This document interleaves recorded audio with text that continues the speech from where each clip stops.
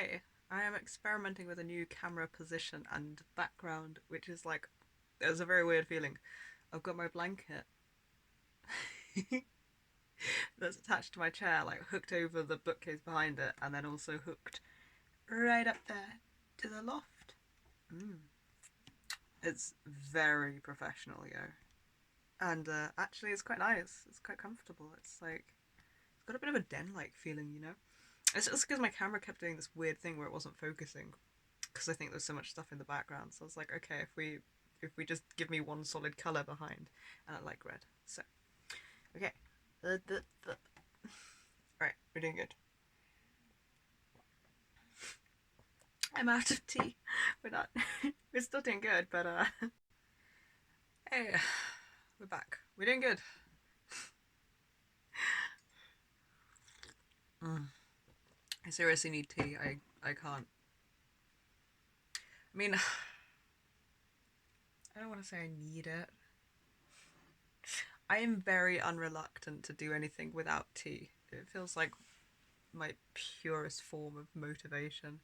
Like the only stimulant I have. I swear I need one. Really, really, really desire one. And it makes tasks I need motivation for feel easier. There we go. Okay, so, oh god, just glance at my journal and remember why I'm doing this. Today has been like, oh, it's so rough. I'm so tired. Which is usually how I start these. It's usually how I am, but like, oh. So, I'm really tired already. Um,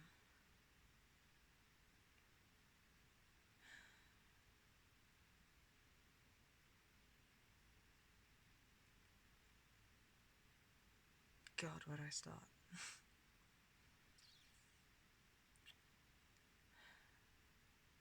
Having really sort of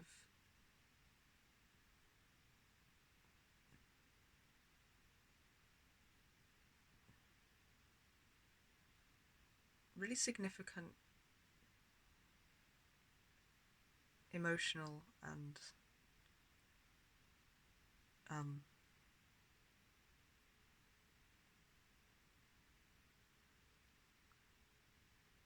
open and authentic and vulnerable conversations.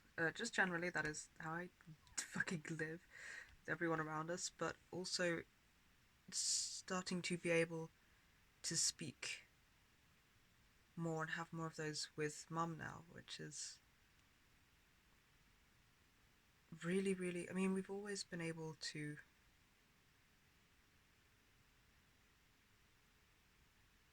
speak on a level.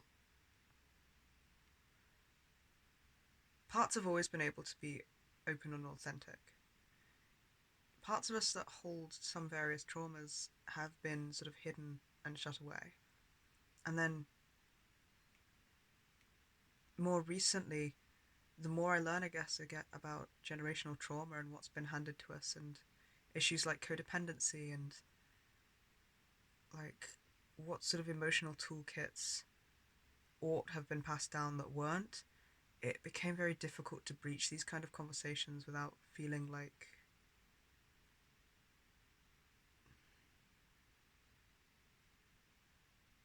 it basically went against like every bit of programming from God knows how long ago and how many generations in our family have had. So it's been very challenging and terrifying. I constantly feel like I'm gonna hurt her, I guess, is the problem, or like I'm doing something wrong. And I think we're all both all of the understanding that this is like uncharted territory for all of us, and that we're all learning as we go.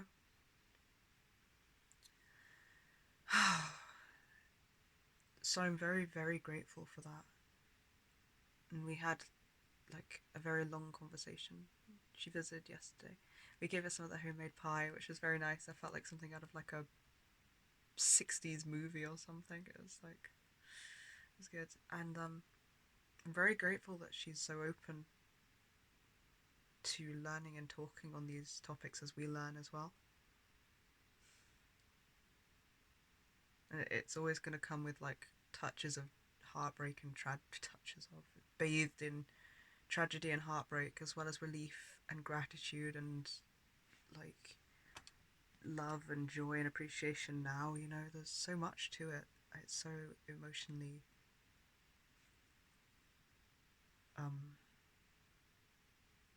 marinated. So that this is like very much on my mind and where I'm at processing. And then we had therapy today, and we this is going to be a constant thing because I haven't worked out how to fix the light without it falling down slowly over time, or like I have, but the weight of it is a bit. It's doing its damnedest. It's a lot to hold. I know how it feels. I have a lot of empathy. There's touches of anthropomorphification for this lamp. So fucking appreciative for this ring light. Holy shit. So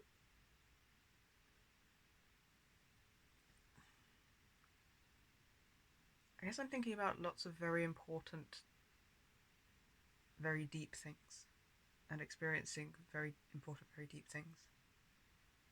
And a lot of fusing, I feel, I've noticed, I think, is like the ability to hold it all at once, like all the time, and not try and pick and choose between like, well, am I feeling gratitude, or am I feeling grief, or am I feeling hope, or am I feeling loss, or am I feeling trepidation and fear, or am I feeling love and joy? And it's like, yeah, it's like, why not both meme, you know? It's like my whole life.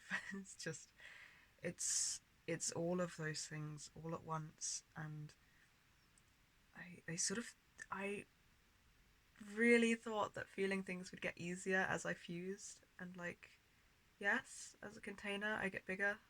So I feel like my capacity to hold these things increases. No, it does not get simpler or easier. Quite the opposite.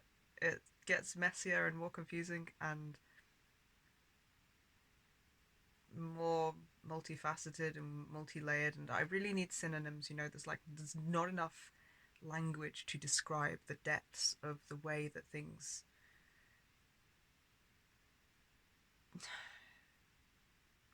exist. It's like trying to imagine string theory and like fucking multiverses, but if they could somehow all be different, if they could somehow all exist in the same plane exactly, just be of different consistencies so they could all fit there without pushing one another out, and you don't know which one you're looking at or dealing with at any given time because it's all of them, and it's like it's a bit like that.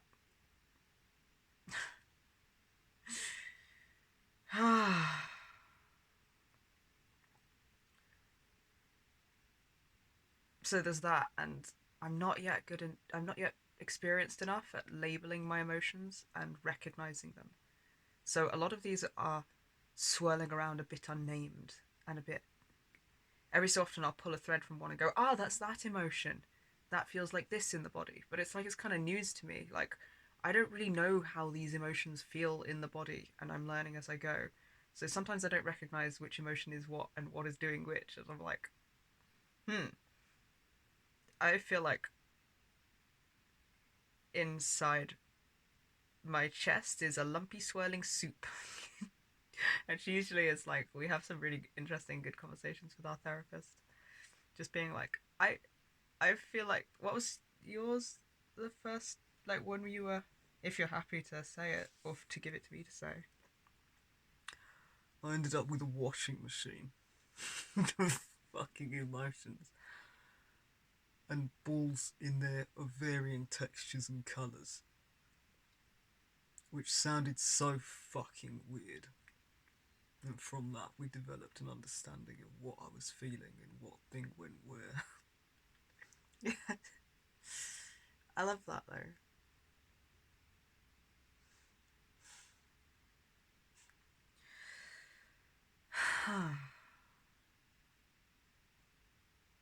No, you're so close. I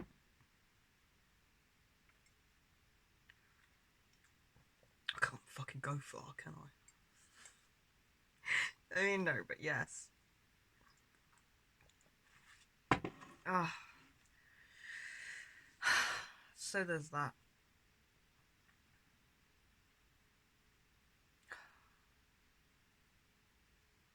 I feel very lucky.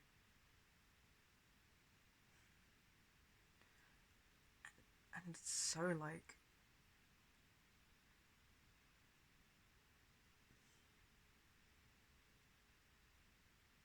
I need more tools. I want to be able to become less, what is it, alexithymic. I want to be able to describe and register and recognize emotions easier and know what they are. I know that will come with time. God damn it, I want it. Hours of journaling helps. So okay, that's like part one. That's like the the the sort of I don't even know. That's like the structural foundation of where I'm at. Then also we have been going via the NHS. We got our GP to refer us to attempt to pursue a diagnosis for the DID, and also um, because we wanted to know if other services were available out there with practitioners that had more experience in dissociative disorders. Our current therapist has helped us so fucking immensely. I can't even like. It's.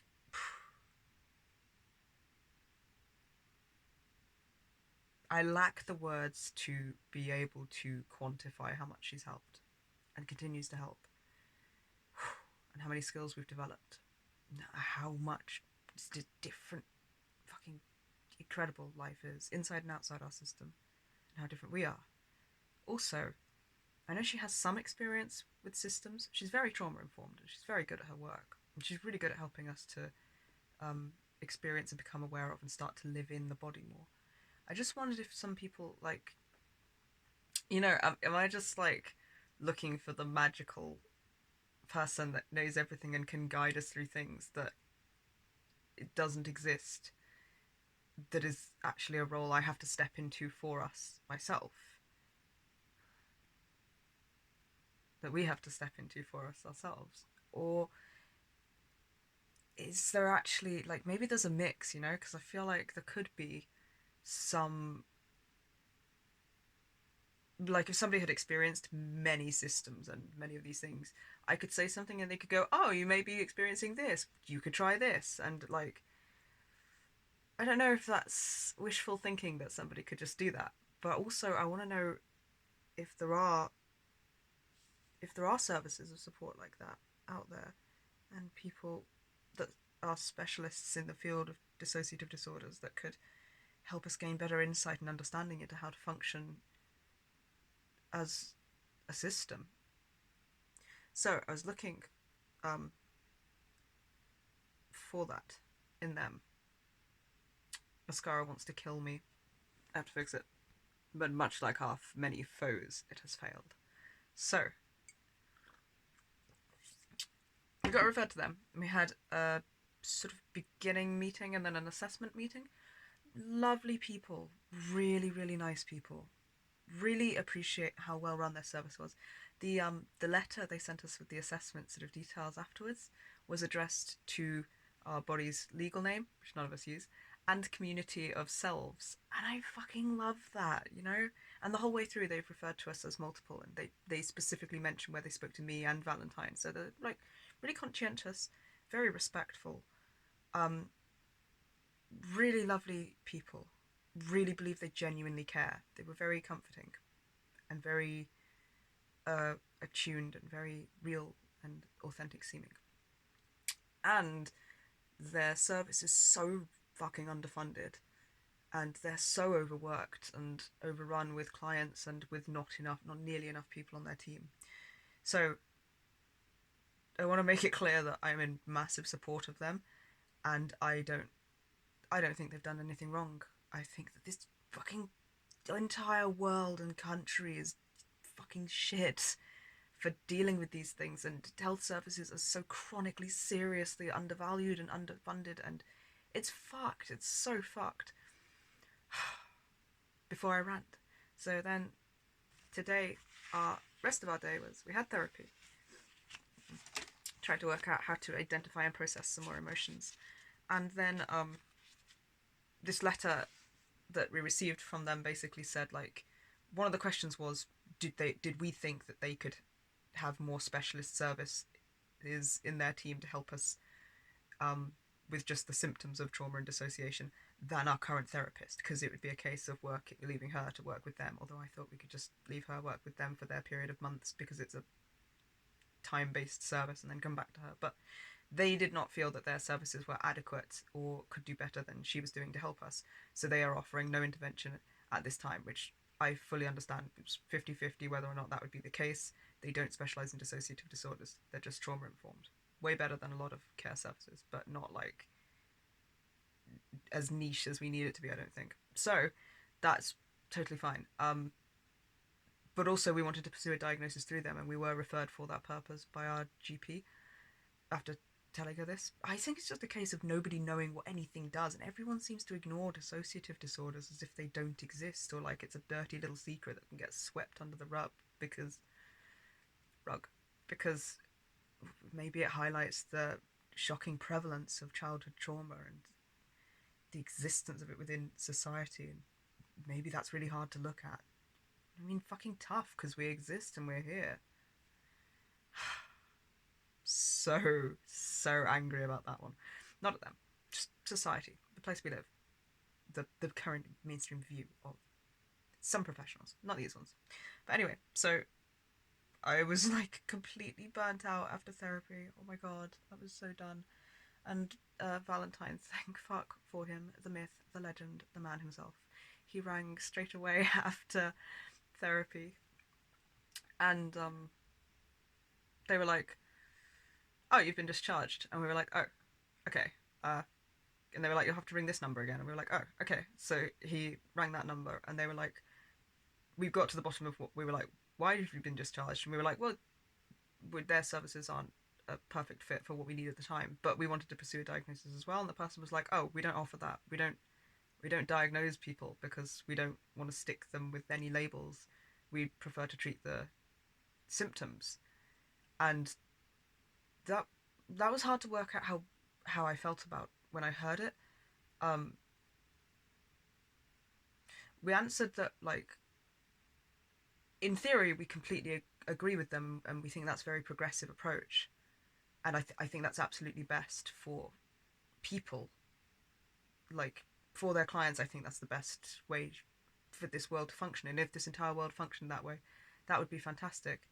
um, we are concerned that not every institute or service provider functions that way, and thus a lot of them demand paperwork, which is one of the reasons for pursuing the diagnosis in the first place. So this other service providers not being as progressive as theirs, and if mental health sort of services in general are moving in that direction, this could be a concerning thing slightly. I'm not like freaking out or worried or anything. I am a little surprised, and like I'm curious to see if other service providers will take that momentum and run with it, and in which case I'm totally in support, and I think that would be really good. Concerned in case they don't all, so then people would be kind of, I fear, left in a sort of limbo state, with some places demanding paperwork and the paperwork not able to be supplied because it has not been created by other places. That's my concern. Um, but either way, the person on the phone sort of agreed, and we sort of went, well, there's nothing any of us could do about that. Uh, and we thanked them for their time and hung up, and then we're like, fuck, the fuck do we do now? Uh, we asked, I think he asked them actually if they knew if they could refer out, and they can't, or if they knew where we needed to get referred to. And they advised that we find a private psychiatrist. So then more Googling and more looking into it. It's not quite as simple as finding a private psychiatrist, because you need to find a private psychiatrist who specializes in dissociative disorders and knows about them and has like enough education to recognize them, which doesn't really surprise me. So we kind of looked around a bit and we found that there's only really one or two places in the UK. Well, there's only one place for sure. There's another place I'm going to look into more that maybe, but there's basically just one place in London that has this kind of education that's needed and supplies that service. And I have not yet fully looked into it to be certain that I understand, because my brain at this point, man. But as far as I currently understand it, I think you need to have a healthcare professional refer you to their service, believing that you're in need of their service. And I think that it would be difficult to convince anybody that you're in need of mental health treatment in practice here, unless you're literally suicidal and have no other means of support or options. Because a lot of the case of the reasons, like, I think that's probably, though this is just my theory, but I feel that could be why we were instantly discharged, in which case I completely agree with that, like, decision, because we have supports around us and we have not been suicidal for, like, what is it, like a year or two. So we are not in immediate danger, and there's so many people that are in need of their service that are. So I completely agree that just quickly remove us from the list and get the next person on as fast as you can. Also, it's a horrendous fucking shambled system that we are left with in this country that can't cater for all of its clients' needs, because if you're not inches from death and doing the worst that could possibly be, like, if you're not going through the worst thing that you could possibly be going through and unable to survive it, you kind of can't access most of the services that you need, that you may need support from. But as long as you are surviving without that support, it's pretty hard to access their care unless you have a lot of money. I'm gonna look into the one place that we found and, like, email them to see if I definitely need a healthcare professional to refer us. Then I'm going to see if they'll take my GP or our therapist, or both, as a referral. Or if they would take the people we just went to, because although they can't refer out, I'm thinking I could ring them and ask if they could make a recommendation informally that we could be put on a waiting list or something. So I'm going to try one of those three things. And it's taken us so long to Google around, to understand, to find these places, to understand how it works. It's so, like, it's so inaccessible and exhausting, and, like, you're met with a lot of skepticism and invalidation. Mostly, again, not the services I just went through. They were awesome. But I know that it's like it's a big part of this in mainstream healthcare. I mean, it's sort of rare enough to find places that are trauma informed now. Although I'm kind of hopeful, because more places seem to be moving towards that. So fingers crossed on that front. But dude, pursuing a diagnosis for DID or any kind of dissociative disorder on the NHS in England is a fucking trip.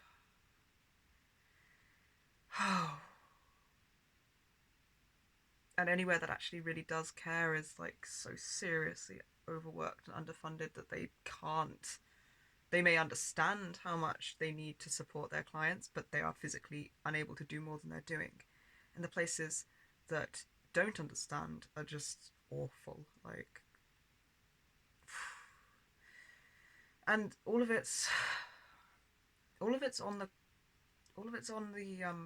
client to find out and cross-reference what information is needed, what services you can go to, how to access them, what they need from you, and make sure that there's no miscommunication or, like, error in lining up your needs for their services. Like, it's all on us to find and work out and deal with.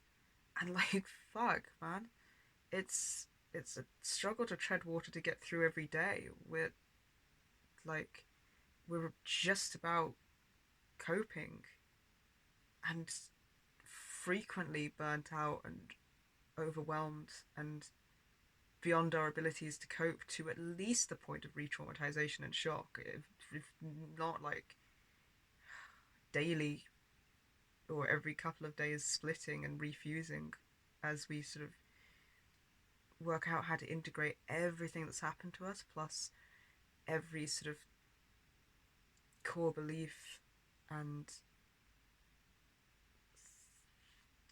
ideal thought process, emotion, everything that was fragmented from these events into, just the people. I would say one person, but one or two people, depending on who's fusing. It's like, fuck, it's just barely survivable doing what we're doing. It's a full-time job.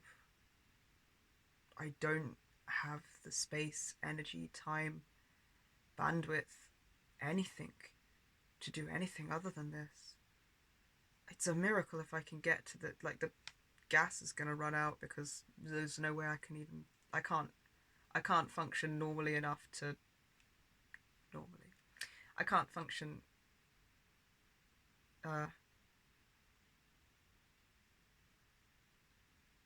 enough in a routine manner, I guess, to make sure that we've always got utilities and the things that we need. Anything outside of our mental health and physical health is really not something that I can put a lot of my time and energy into. We're doing really well coping and like learning how to manage our symptoms, but that's basically all we can do.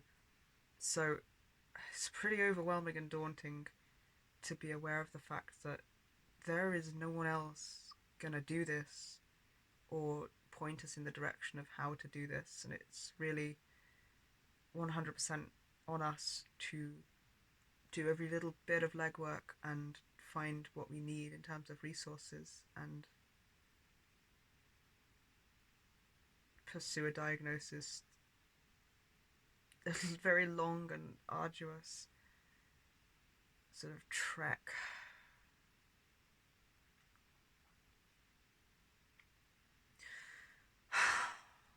Man, I feel,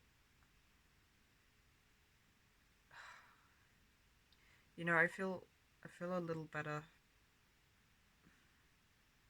Like, by better, I don't mean sunshine and rainbows, but I feel more able to cope now. We just did like half an hour of journaling on it. Talking together. Trying to process things like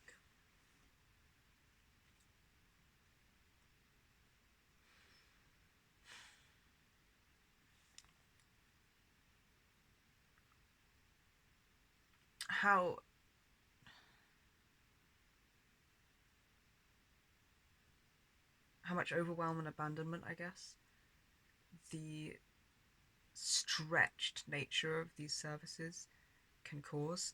I feel it would be very easy to feel um, completely neglected, and for that to cause a lot of damage, despite the fact that, a lot of people here are really doing their best in every way. It's just there are not the resources going into mental health, or the education, or the information that need to be there right now. It's not enough, I think, what this world is focusing on. Maybe not anywhere. I don't think it's just our country. Maybe some countries are better. God, I hope some countries are better.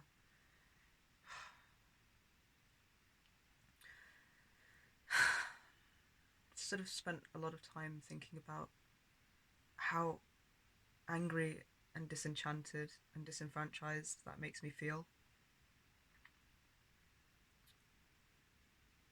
How heartbreaking it is when I can see that, like, say, for instance, the people who assessed us and everyone on their team, right from like the receptionists onwards, were lovely, really, really did care, and really were doing, I'd say, more than everything they could. I wonder if they ever sleep. But it's not enough for the need that people have. Sure, it's enough for the people they help, but it's like as a society, we don't really do enough. And it's fucked. It's so fucked. And how angry I am that so few places acknowledge DID. Again, I don't know if that's better in other countries. I feel like that's kind of not great in a lot of countries. It's shit in the UK. In case you're wondering, it's so bad in the UK. I knew this a little. I've heard about people talking about getting a diagnosis in the UK, and we moderately looked it up like 2 years ago, and then went, oh fuck, that's complicated, and quit. So there are so many barriers to a diagnosis.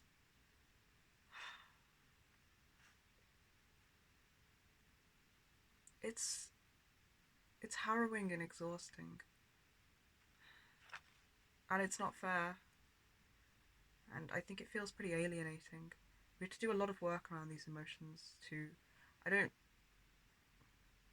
It's not that I don't feel them now talking about it. I feel like able to feel them and feel other things as well. I guess enough to feel that I can cope. But it still makes me feel despair that it's like this.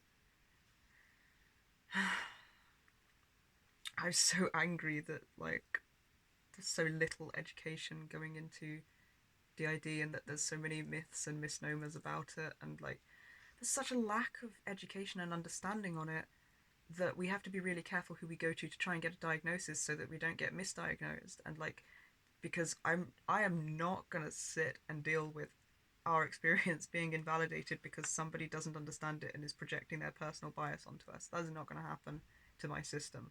So I am just only prepared to go to somebody who knows their shit, which is really inaccessible, really limiting, and has like a massive financial barrier, as well as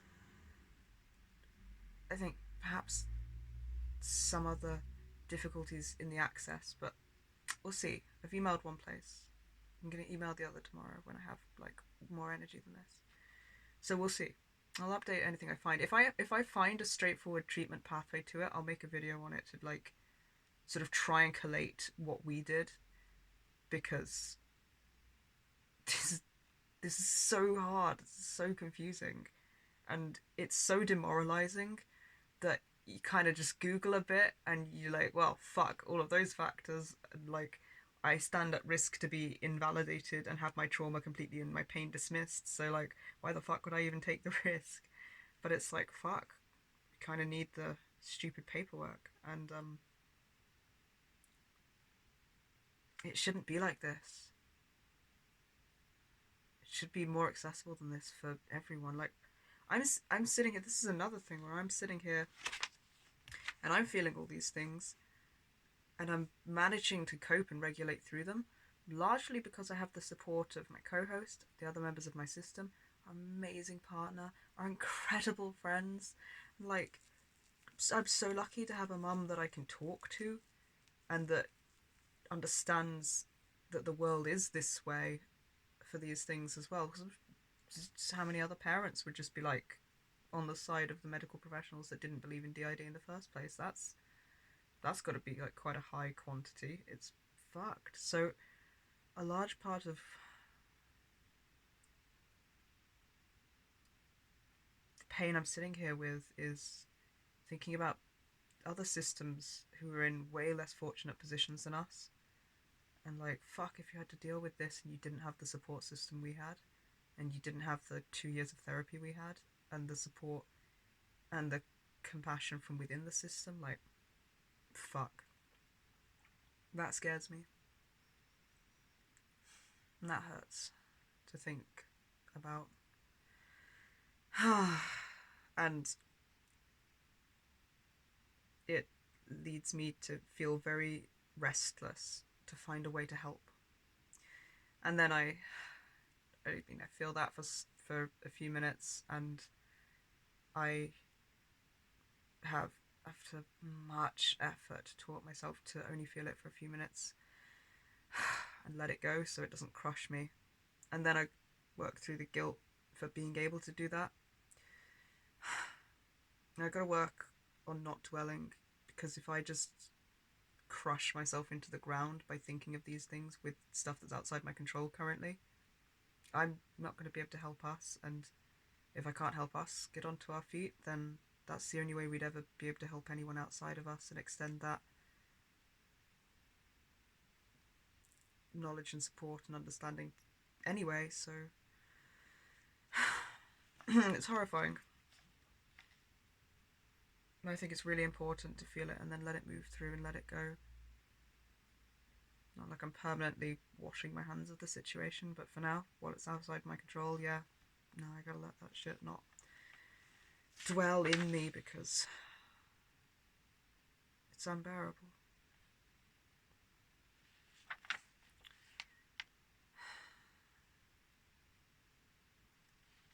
Now we've got to focus on our healing. And that is very counterproductive to that, so it's fucked. Vlogging helps a little bit. Journaling helped a lot too. I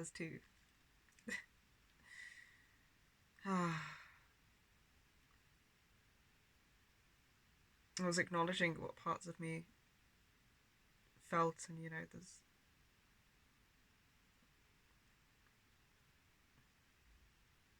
for a while parts of us were feeling scared of judgment, being judged as like not traumatized enough, or having our trauma and pain invalidated and dismissed because people aren't educated enough on dissociative disorders. And then other parts of us were feeling angry that we have background trauma in invalidation and dismissal to be triggered by that. And then just not from medical professionals, because we haven't approached them for this before, but just literally from peers that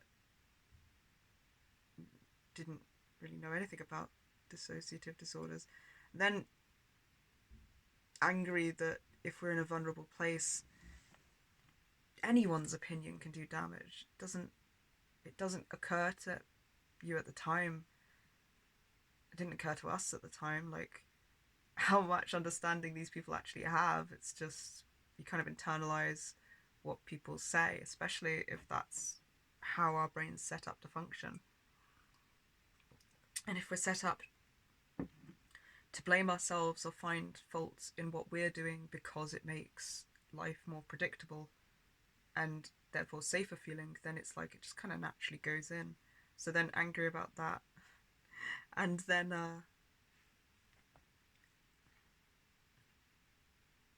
larger parts of us feeling comfort and security and relief. Like so much fucking relief. Holy shit. It's taken a lot of work to get to feeling these things. Like, dude, we've done so much work to specifically feel that sense of like grounding, security. So like I don't feel smaller or threatened, or like these things can really be touched in the same way. Like this fiery certainty of just knowing that no one can invalidate our trauma or our experiences or our life as a system. I don't mean like no one can, because like people are gonna project their shit and they're gonna make assumptions, but I just mean they're powerless to. Like they can do those things, they can make assumptions, and they'll get them wrong, and we don't have to put any bearing on what people see in us when it's about what they've come to see from their experiences and really very little to do with us. So much relief and like security and safety and this like fiery feeling of confidence that even if like basically nothing can touch those things. Those those exist. No one could take those from us. Like, we're not gonna just, as like Valentine was just like, I'm not gonna pop into non-existence because somebody says we're not a system. I was just like, well, that's a fair point. You know, the flashbacks aren't just gonna stop. It's just like, I feel like we're gonna respond really facetiously with a conversation like that. So like, if it ever happens, but that's nice, you know, like thinking that someone's opinion will be able to be just gently discarded on the floor at our feet because it doesn't fit us and we know that. That's really, really reassuring and really comforting, and that has taken so much work to get to the point of being able to feel like no one's opinion is able to touch or shape our reality. Or what they could do is trigger deeper wounds of not being seen or dismissed or invalidated while they're there, but as we're working all the time to heal these scars and work with those wounds, they'll soon like lose the ability to affect us in that way as well. So really the only thing I ever have to fear from these experiences is the feelings it can bring up, but it doesn't change our reality, and I can stay grounded to that. And the more practice we get learning to deal with these deep wounds that can get triggered through experiences, the less experiences are going to be able to touch them.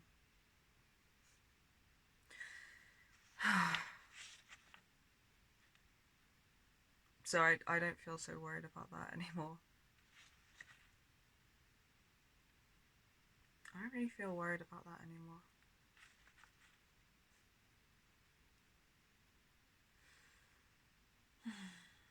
I do feel the familiar sense of grief and pain because of past experiences and because of how much work. But I also feel pride and I also feel pride and like really impressed. I'm so fucking grateful and amazed that so many people work so hard in our system.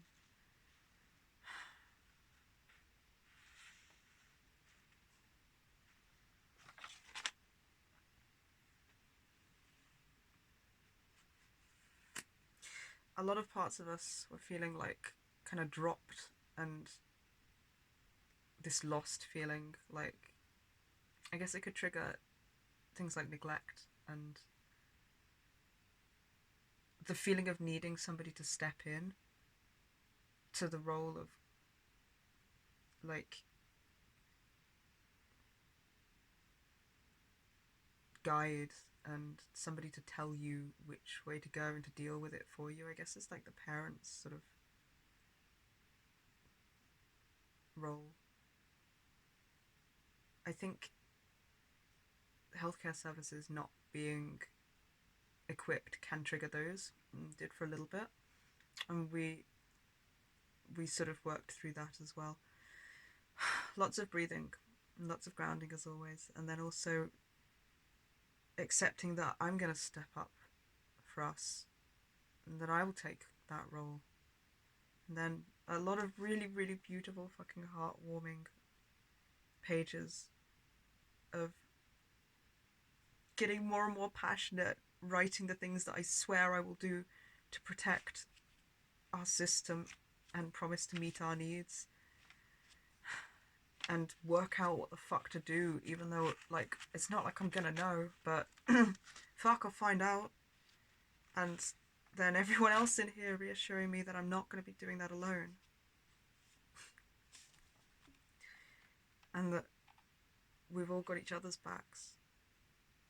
We're going to learn and always use our voice to advocate for ourselves and always work out which path is the best one that we can see at the time to take. And we're going to be our own guide in the role of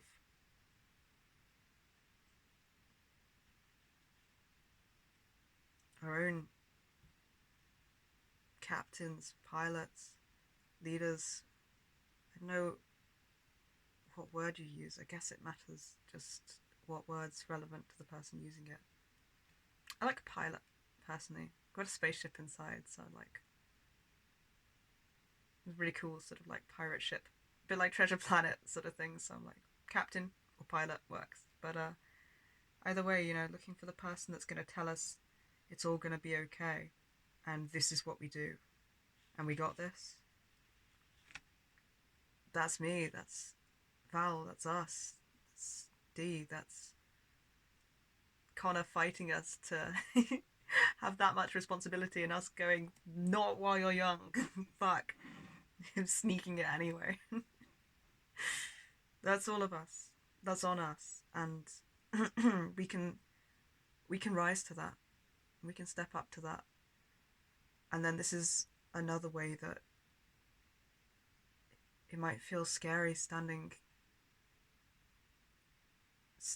almost like on the bow with the feeling of not much between us and the waves, and maybe not much behind us, but if we're all there, just we got good balance and we learn. And then that's one more thing that is in our control, that we're not passing our power outside of us waiting for somebody else to rescue us. We're dealing with it ourselves. And that's one more thing that nothing in this world can take away.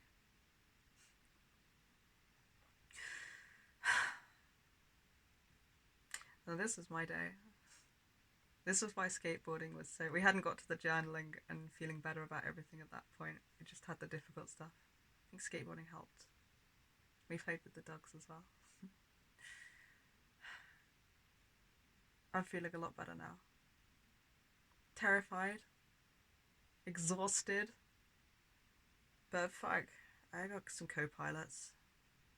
I can take naps while we chart and steer endlessly. I feel like we're gonna be okay, and that's what counts. I didn't go to sleep for maybe a century, maybe 2. Hope you're all doing good. Take care, you awesome fuckers.